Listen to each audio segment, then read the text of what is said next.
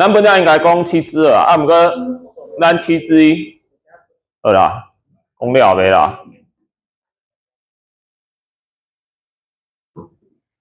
咱7+1哈，我要补充一下8大行星，因为伊的特点你要知影，你毋是甲伫遐背讲啥物水星、木星，看人啊，要看手机啊。你甲背讲啥物金木水火土安尼哈，这很无聊。你要知道它每一颗行星啊有啥物特性，然后当活生生的一个人来看啊，所以咱来介绍一下啊。来，第一颗水星，水星有啥物特点？第一，离太阳最近。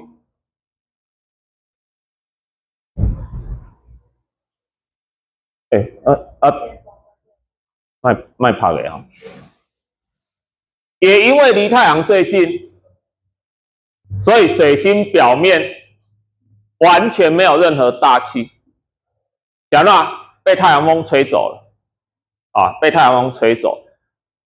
也因为它没有大气，所以水星这整个星球冷热都不均匀呢。伊离太阳照射之名，它的温度可以到摄氏400多度。不过你哪个照一太阳背面加哈，零下100多度，烤得很不均匀，对吧？这第一颗水星，我甲补充一下，你有听过什么叫水逆无？水星逆行啊！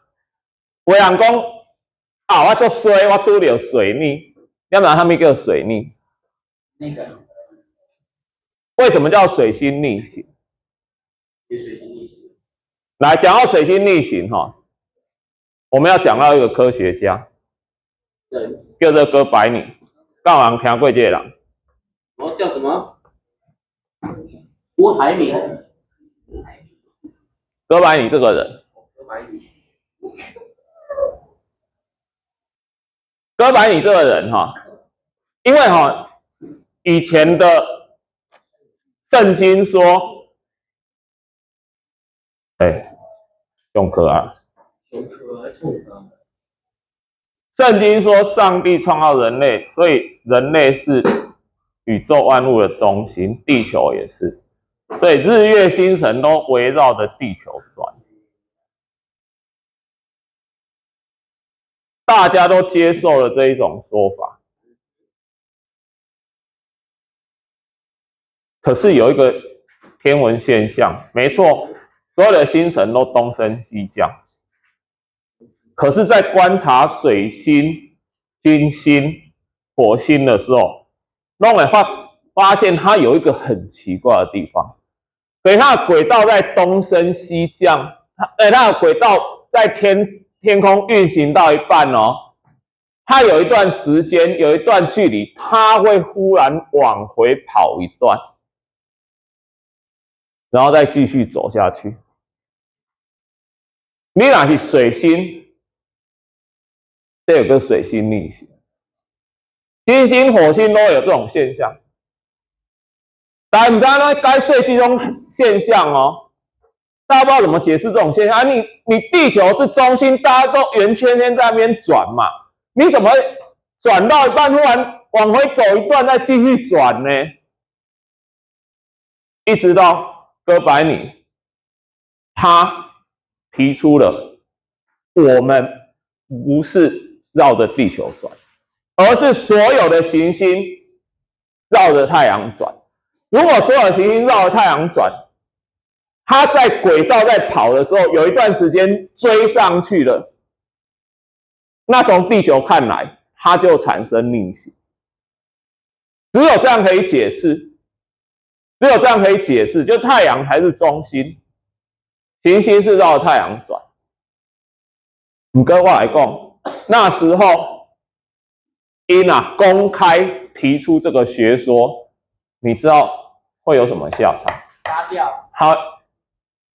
他会被活活烧死。因为挑战圣经，这个叫异教徒。所以哥白尼他这个学说叫做天体运行论，他把这个手稿，也就是说他一准天体运行论主要的要点就是说，地球不是宇宙的中心，太阳才是，日月星辰都是绕太阳转。其实太阳是宇宙中心这句话也不对啦，只是他那时候开创说不是绕地球转，是绕着太阳转。所以天体运行论，天体运行论一瞎了了，他把这个手稿交给他最好的朋友保管。他跟我讲，他跟他的朋友讲，如果有一天我赖你的时候，我不一直没赖。如果有一天我飞鸽传书给你，跟你讲可以出版了。这本书在西元1543年的5月24号出版。为什么？那天哥白尼过世。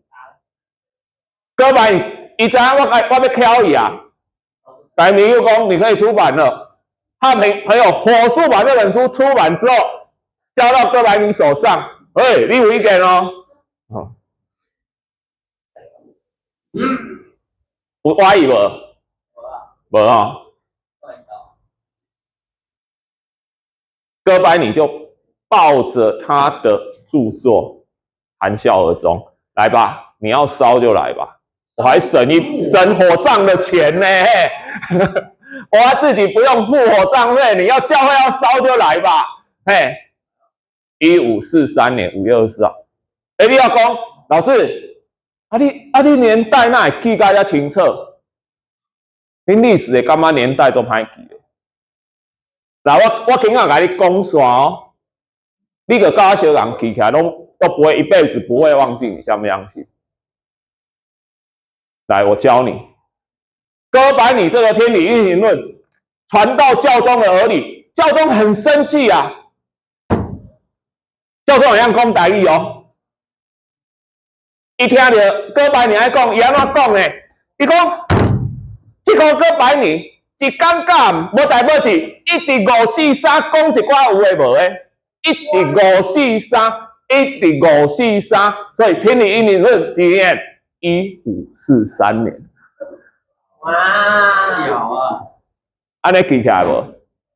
会不会一辈子都记得？会啦，我告诉你，记东西就要这样记啦。你真的相信这个鬼故事吗？你真的相信教宗会讲台语吗？屁啦！可是你管那故事是真的假的，好玩，你记得起来就好了啊。东西要用联想的，不要没有规则的死背。会记忆的人就是有方法，不是他头脑比你聪明。你讲5月24号，5月24号要怎么记？5月24号我不用记，因为他那一天是我生日。你们不用记啦。我看到这个时候，哥白尼在我300多年前的同一天死掉呢。你说300多年前跟你有什么关系啊？你怎么知道啊？天上1000年，地上可能才1小时而已啊。我们刚来讲，跟他同时期的伽利略就没那么幸运了。伽利略那时候公开赞同哥白尼的说法，这下没地啦。他当然没有被杀，但是他开始受到教廷的迫害，包括在工作上、家庭生活上被迫害，一直到前几年，罗马的教廷公开认错，说300多年前我们的教会对伽利略的迫害是错误的。现在科学要证明这个说法是对的啦。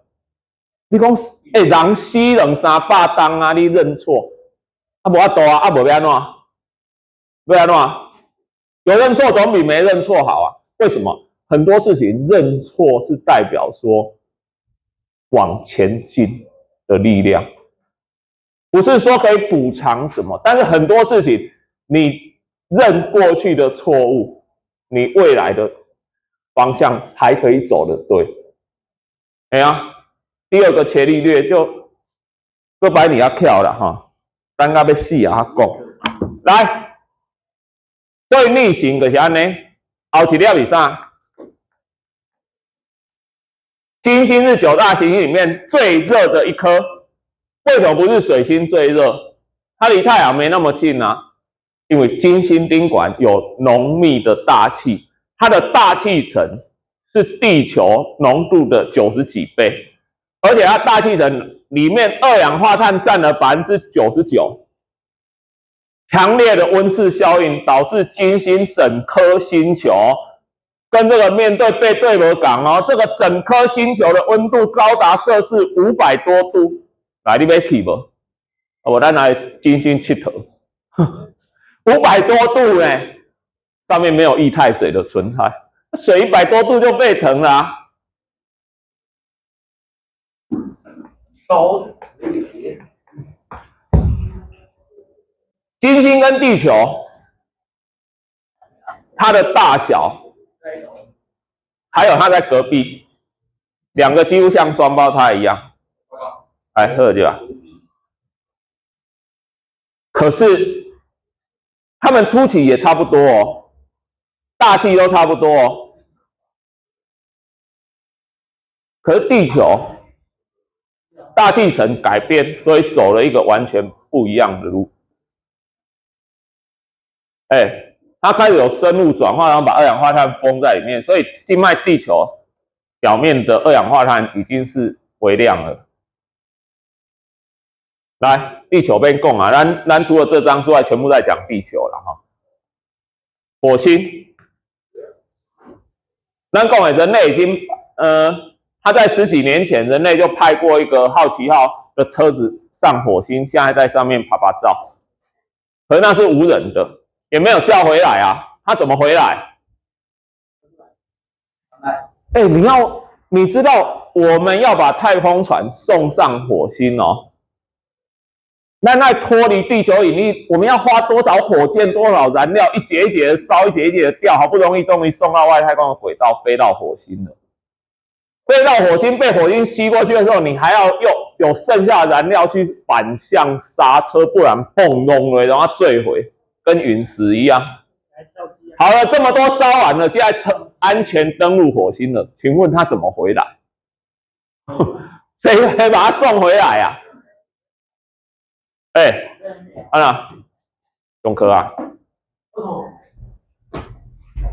所以那个探测车就在火星上，没回来啊，没回来。哎，也底下从啊，挖土啊，做分析啊，他们那边有实验室啊，都在那边做啊，做一做资料传回来啊。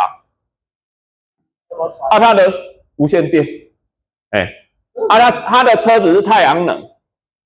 啊，当然有一天歹伊啦，啊歹伊，听他啊哪歹伊安怎？大家讲啊，我安怎啊？你搁叫一个人去遐修理哦？啊，拜托诶，你搁买一台新的柜，搁比较省钱了哈。哎，还去修理，人去修理再回来，哎，来，小行星带，来，木星有啥物特点？木星叫行星之王，讲那是王，最大，大到什么程度？这8颗里面的质量90%是木星，剩的7粒加起来不到伊的1/10啊，安尼听无？是王。我说要讲木星再大一点，它就变成一个太阳，它是氢跟氦组成，它再大一点，它的氢跟氦会起融合反应。然后就跟太阳一样点燃，哎，木星又被称为彗星杀手，因为它强大重力使得外面来的，哎，有代志呢啦，上课啊，外面飞来的彗星会被木星的重力吸过去，你不要小看这个哦，如果不是这样，不知道有多少彗星会往地球砸过来。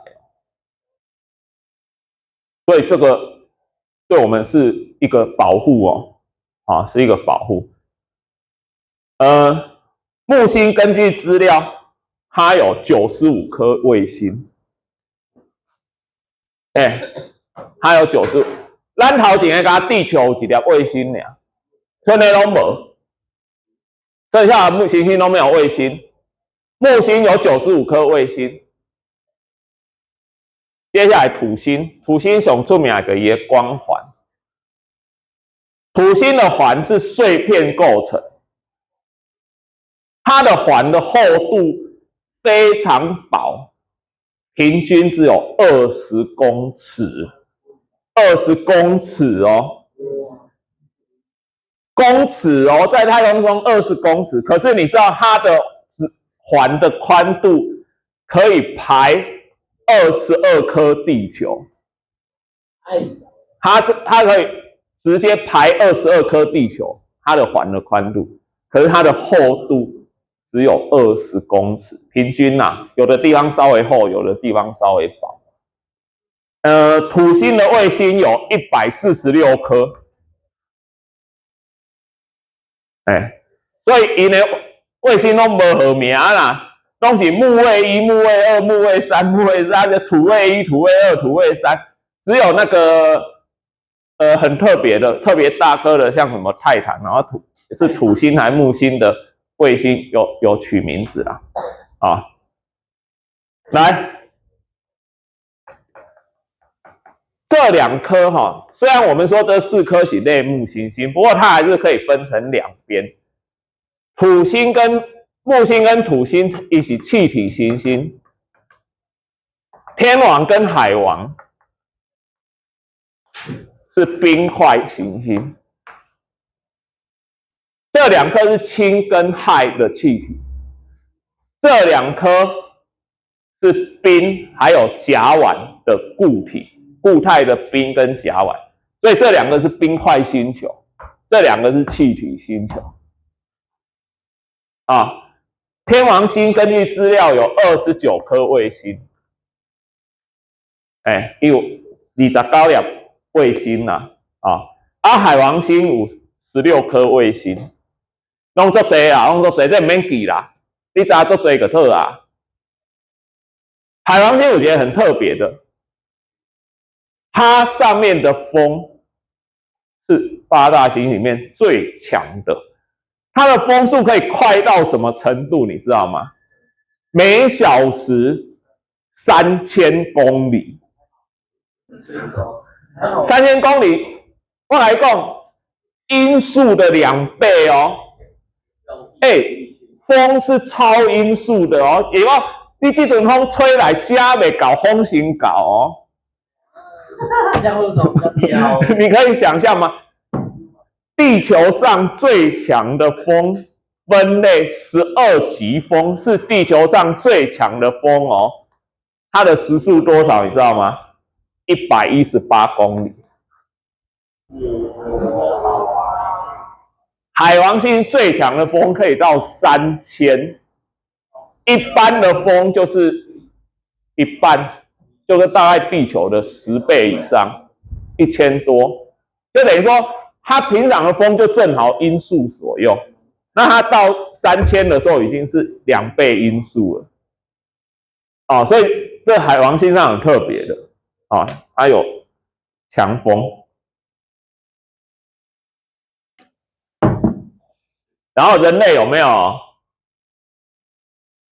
探测过这些星？没有登陆啊，它没有陆地可以登啊，但有没有探测过？那怎么知道它很强？怎么知道风很强？被吹走。这个我讲诶，人类有派太空船，虽然不能登陆，我可以去探测吧，我可以从旁边掠过去吧，可以哈。科学家在2007年，就是发射了一艘叫做冥王星号，它的目的就为了探测冥王星，但是它不止探测冥王星，它沿路把当时还是9大行星全部再绕过一遍。最终的目标是冥王星。不过跟你讲一个悲哀的故事。2007年年初，准备好几年的冥王星计划探测船发射出去了。年底，科学家开会把冥王星除名了。你想要主持这个计划的科学家快抓狂了，你知道吗？我一艘冥王星号为了探测第9颗行星出发了，结果飞不到1年，冥王星被除名了。他气到快抓狂了。问题是，这是人家表决的结果。你知影飞到这要飞多久？用要10当，要花将近10年的时间。10年算快了哦。你知道它怎么飞的吗？它如果从脱离地球轨道这种速度，要从地球飞到冥王星，万个要免工10年啦。这科学家当他挑一个单美高，很聪明哦。你知道科学家用什么方法？他地球飞，他飞过火星的时候，他但没有登陆，可是他绕了一圈，他绕了火星一圈哦，利用火星的重力，把这一艘冥王星号这样一甩，再甩出来的速度比它脱离地球之后速度加速了。他到木星这里又玩了一次，再利用木星的重力绕一圈再甩出去，就利用这2次的加速，才能在10年内赶到冥王星。因为你要加速，那个燃料不够啊。你要够燃料，你太重了，这设计没办法，所以很聪明。但是你要知道，这聪明的背后是多详细的计算。这差了1秒钟哦，坠毁，不然就是没办法绕一圈。这都要详细的计算哦，这都要精确的计算。靠电脑去算出来的。没法度，所以当时那个科学家我忘了叫什么名字了，把他气死了。但是没法度。后来，咱来看7支了。我讲要炸地球仪还又袂记。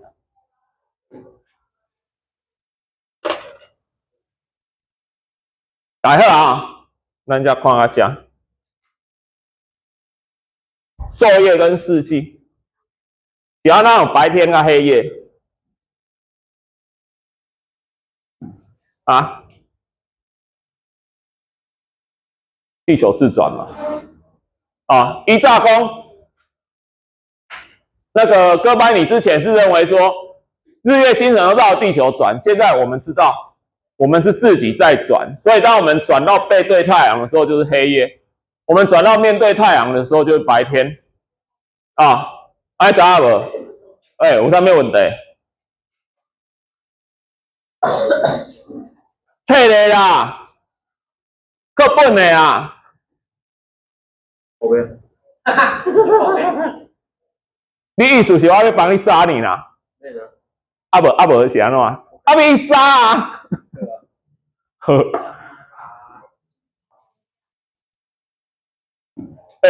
唔知影上啥物课哦啊？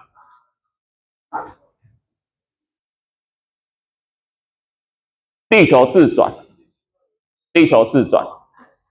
所以来，咱经历解因为地球的自转，造就什么？日夜、昼夜了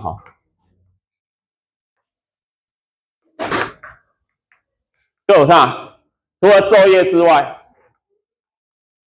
日月星辰都会有东升西降，全部吗？全部的日月星辰都会东升西降吗？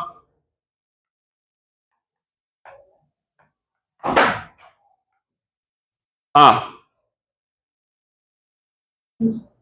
有吗？所有日月星辰，每一颗星都会东升西降吗？嗯，确定？确定？来，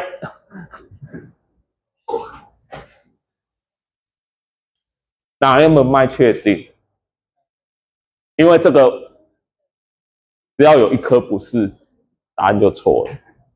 好，我俩改讲，大部分的星辰都会东升西降嘛，按那个对啦。啊，我讲全部的都会东升西降吗？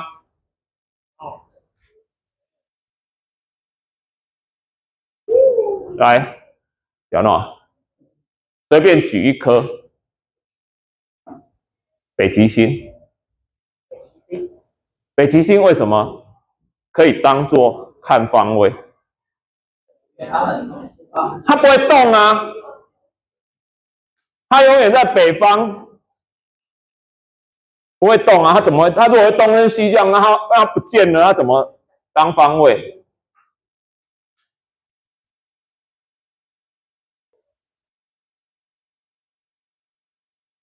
降没啊？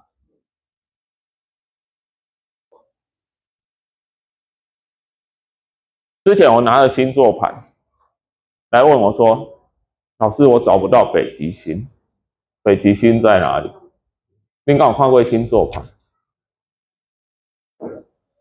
你拿星座盘一瞪看，你真正找无北极星理论，啊无法讲。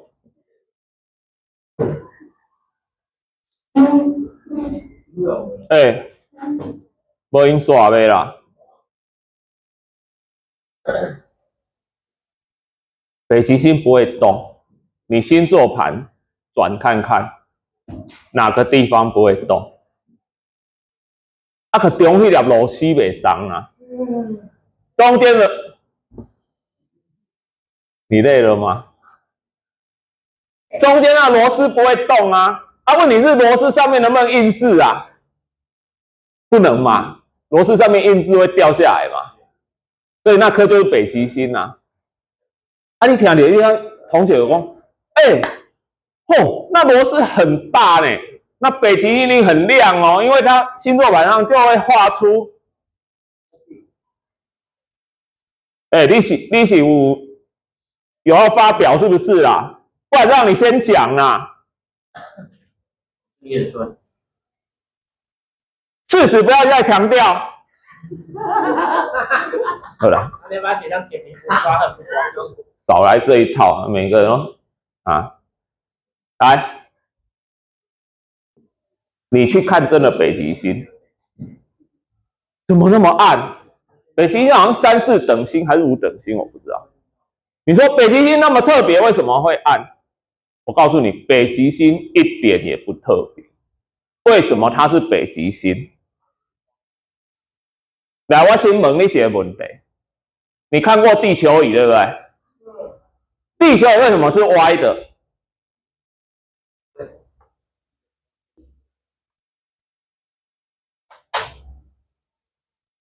我把你讲过这个故事无？一个督学到乡下的学校去，有没有？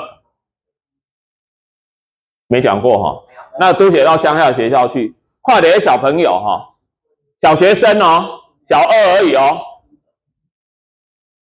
在升地球仪啊，看起来很可爱，他就说：“小朋友，来，我问你哦，就跟我问你的问题啊，你知道这地球仪为什么歪歪的吗？”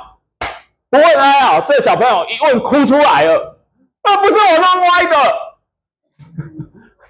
啊，对不对？给他洗啊！哎呀，惨了，我把小朋友弄哭了。带他去找老师，想说这老师怎么搞的？光拿给小朋友玩也不教。他就说：“老师，你们小朋友在玩地球，也不是我没有欺负他哦。我问他地球为什么歪，他就哭了，就说不是弄歪的。”老师听了很紧张，他就报告督学。我告诉你，督学，我们的小孩哈都是乡下，那个家长都在种田。没有也没有补习，也没有什么，也没有时间理小孩子，所以小孩子很笨呐都没有什么百科全书可以看呐。不过我告诉你，杜姐，你要知道一件事，我们的小朋友笨虽笨没有长知识虽没有知识可是我们小朋友有一个特点，他很诚实。他说不是他弄歪的，就一定不是他弄歪的。杜姐，你一定要相信，不要再怪他了。对老师呢，莫怪同学呢，揣一揣好定。校长啊，你们小朋友在玩地球仪，我问他地球为什么歪的，他说不是他弄歪的。我去找老师，老师说同学很诚实，说不是他弄歪就不是他弄歪，你这学校怎么搞的？校长一听，立正站好，他说报告同学，我们经费不足，所以我们只买得起歪歪的地球仪。如果上级给我们足够的经费，我们绝对不会买这种瑕疵品。现在我马上叫人家把这些地球仪全部修好，把它弄直分生球啊！那如果督学问你，你当然不会哭啊。问题是你会回答吗？地球仪为什么是歪的？你一定回答我，因为地球是歪的。很好，可是太空中没有上下左右。我行啊，你也感觉我徛歪的不？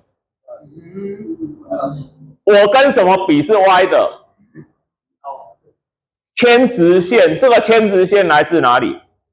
地心引力指向地心，拉一条线会有牵直线。太空中有地心吗？没有，对不对？那你凭什么说它歪的？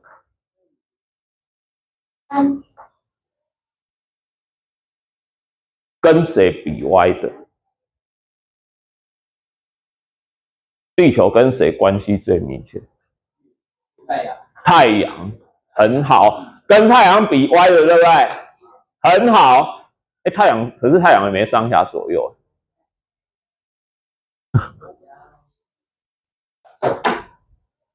太阳对了啦，不太完整。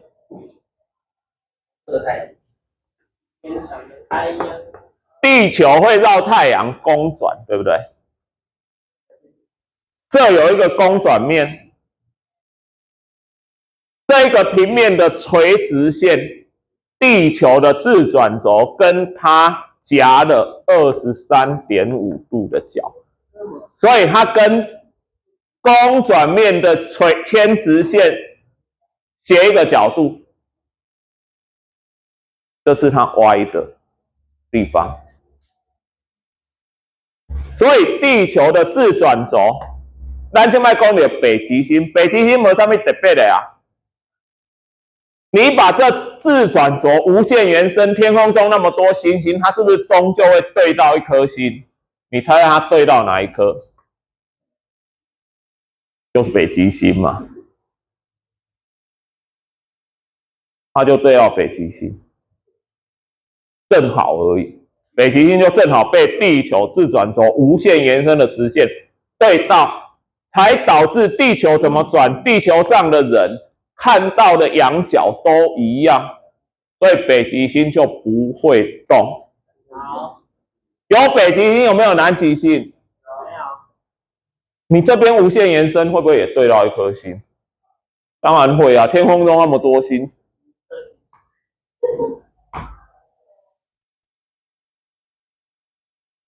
你说有南极星，我为什么没看过？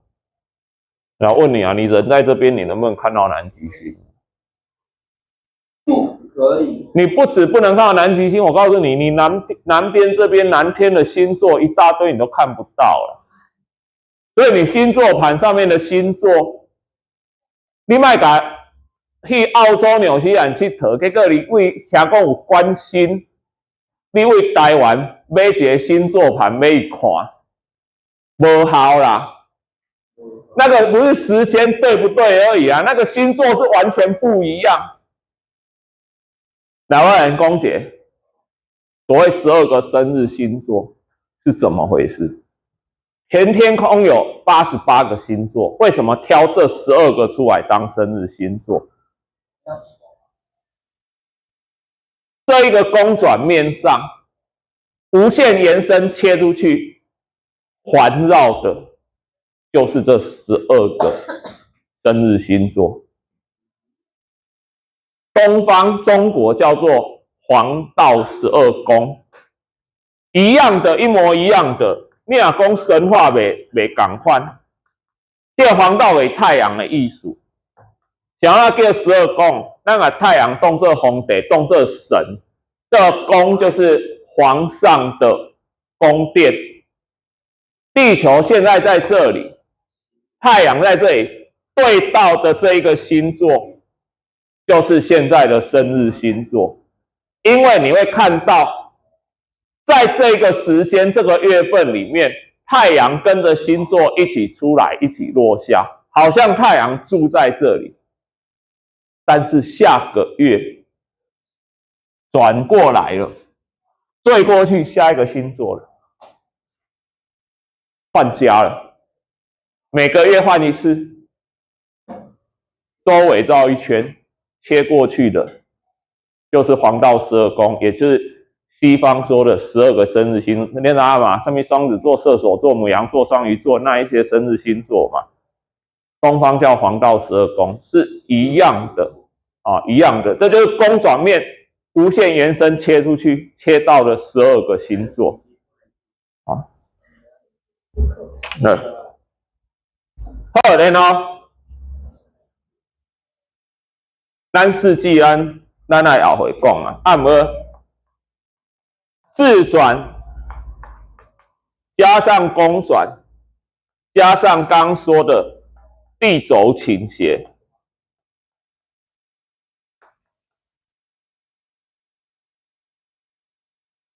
造成的影响就是有春夏秋冬四季，有春夏秋冬四季，包括讲挂连四季影响一个是昼夜长短的不同，有所谓的昼长夜短、昼短夜长。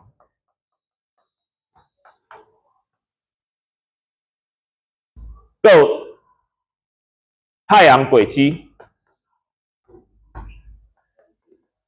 你哪去看阿里山日出哈，它都有标明，你什么几月份来，那个太阳会从哪边出来，那个轨迹都不一样，这也是这些的影响。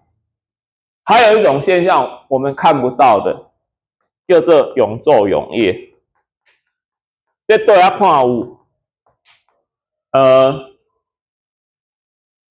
罗斯、加拿大、格陵兰，某些在北极圈以内的地方，讲完了，他们会有一种现象，南极圈也有啦，不过南极没有住人，北极这些地方有住人，这地方住的人哈，他会遇到什么？他们太阳不是每天升起，每天落下哦，他们太阳一升起就是半年，半年不落下哦，半年后一落下，半年不起来，所以这叫永昼永夜。你想那学生上课安怎？早上背着书包上学，爸爸妈妈拜拜，出门半年上课，然后好久哦，然后放学回去了，放学了，接下来半年冬眠，不啦，不是安尼啦，没有这样过日子的，只是他们太阳真的这样，很有趣哈。那么他们太阳不会升到天空顶端哦，他们太阳只会在地平线不落下，但地平线就这样沿着地平线一天绕一圈都不下去，每天就在那边绕了半年之后，咚下去了，就半年看不到太阳。北极圈以北，南极圈以南，对，看到这种永昼永夜的现象。咱后礼拜下来讲这些现象为什么跟这个有关啊？好，下课。